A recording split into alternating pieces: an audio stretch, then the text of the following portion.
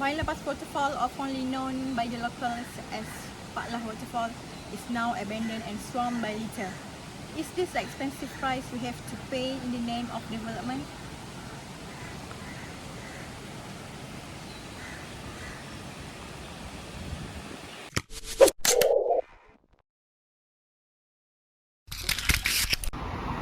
Located at Kampung Masjid, Bayan Lepas Waterfall is also known by locals as Waterfall, as it used to be a recreational place for former Prime Minister Tun Abdullah Ahmad Badawi during his childhood.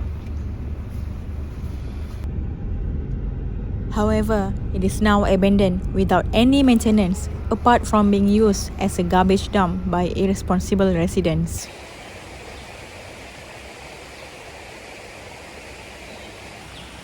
A survey by The Vibes found that there were several residences, such as condominiums and apartments, built next to the left and right of the Bayan Lepas Waterfall, thus making the recreational area seem to be squeezed due to development.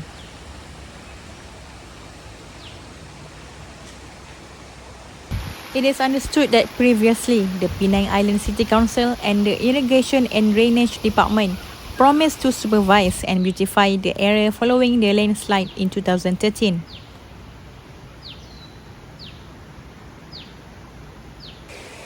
However, the efforts of the two agencies do not seem to be done continuously, as the site is now littered with rubbish and the facilities built are now abandoned.